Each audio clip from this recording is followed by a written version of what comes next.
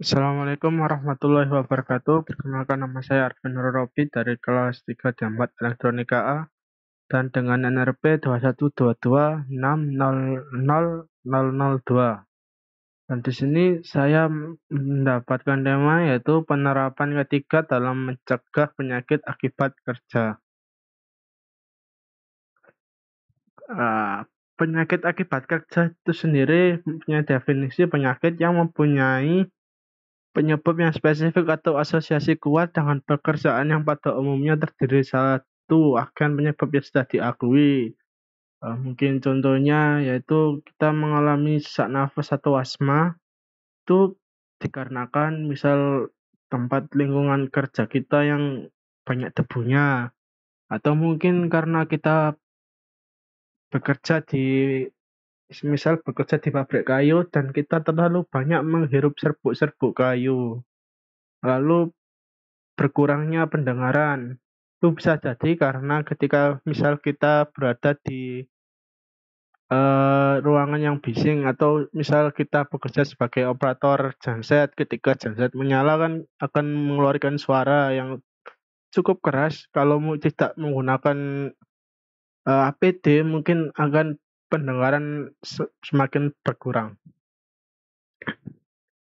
Lalu latar belakang dari judul ini yaitu perkembangan industri yang semakin pesat itu tidak hanya membawa dampak positif berupa peningkatan produktivitas, tetapi juga menimbulkan risiko kesehatan bagi pekerja. Yaitu contohnya penyakit akibat kerja seperti penyakit pernapasan, gangguan pendengaran, dan cedera muskuloskeletal atau yang kita kenal sebagai sakit punggung atau sakit otot gitulah. Penyakit itu kerap terjadi di lingkungan kerja yang kurang memperhatikan penerapan ketiga. Oleh karena itu, penerapan ketiga yang efektif sangat diperlukan untuk menciptakan lingkungan kerja yang aman dan sehat. Lalu tujuan dari penerapan ketiga ini yaitu untuk menganalisis faktor penyebab penyakit akibat kerja, lalu mengurangi faktor penyakit akibat kerja agar tidak terlalu banyak penyakit akibat kerja, lalu menelaah kendala dalam penerapan ketiga. Semisal jika orang yang terkena penyakit akibat kerja itu kan sedikit, nah itu bisa jadi karena kendalanya berkurang. Lalu selanjutnya manfaatnya yaitu meningkatkan kesadaran akan pentingnya ketiga, mengurangi risiko penyakit akibat kerja, dan menekan biaya perawatan kesehatan. Jika korban dari penyakit akibat kerja ini semakin sedikit, maka biaya perawatan itu tidak akan terlalu banyak karena tak akan terlalu banyak membengkak ya, karena korbannya sedikit. Lalu untuk peraturan tentang penyakit akibat kerja sendiri ada di Peraturan Pemerintah Nomor 50 Tahun 2012 di Pasal 5, yaitu setiap perusahaan wajib menerapkan sistem manajemen ketiga di perusahaannya.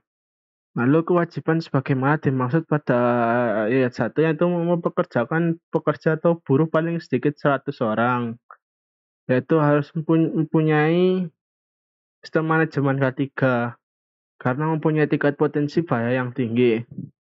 Lalu ketentuan mengenai tingkat potensi bahaya.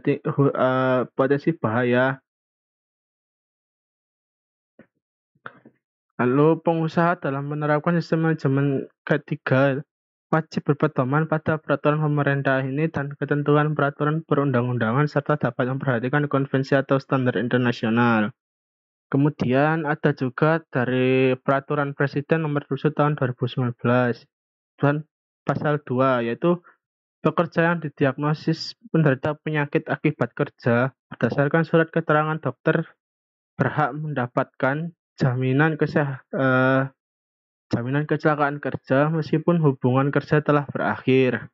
Halo, hak atas manfaat jika ini sebagaimana dimaksud pada ayat 1 diberikan apabila penyakit akibat kerja timbul dalam jangka waktu paling lama 3 tahun terhitung sejak hubungan kerja berakhir. Lalu penyakit akibat kerja sebagaimana dimaksud pada ayat 1 yaitu yang disebabkan pajanan faktor yang timbul dari aktivitas pekerjaan berdasarkan sistem target organ, ya, kanker akibat kerja dan contoh lain-lainnya.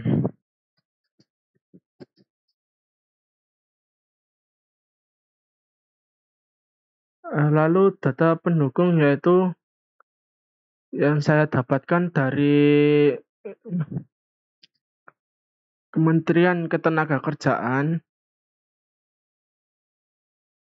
pada periode 2019 sampai 2021 yang dimulai pada tahun 2019, yaitu jumlah kecelakaan kerja yaitu terhitung sebanyak 15.486 dengan tipe kecelakaan yang seperti ini yang dikategorikan menjadi A, B, C, D, E, F, G, H, I, J. Lalu ada keracunan yaitu sebanyak 3 dan penyakit akibat kerja ada 48. Untuk tipe kecelakaannya di sini ada, misal pada tahun 2020 ini tipe kecelakaan kerja yaitu A, 1486. A yaitu terbentur, pada umumnya menunjuk kontak persinggungan dengan benda tajam atau benda keras yang menyebabkan tergores atau terpotong atau tertusuk dan lain-lain, yaitu sebanyak 3.670 orang. Lalu semisal di sini pada tahun 2021 tipe kecelakaan kerja yaitu F yaitu tergelincir, yaitu sebanyak 1.387. Jadi sistem ketiganya misal untuk menghindari tergelincir dapat dengan menambahkan menambahkan peringatan area licin. Kemudian kesimpulannya yaitu penerapan kesehatan dan keselamatan kerja atau K3 di lingkungan kerja sangat penting dalam mencegah penyakit akibat kerja dan kecelakaan kerja yang dapat membahayakan keselamatan dan kesehatan para pekerja. Melalui pemahaman yang mendalam tentang risiko-risiko yang ada di tempat kerja, perusahaan dapat mengimplementasikan tindakan preventif yang efektif, seperti penggunaan alat pelindung diri atau APD, penerapan standar operasional prosedur atau SOP yang baik, dan pelatihan keselamatan kerja bagi seluruh karyawan. Cukup dari saya. Wassalamualaikum warahmatullahi wabarakatuh.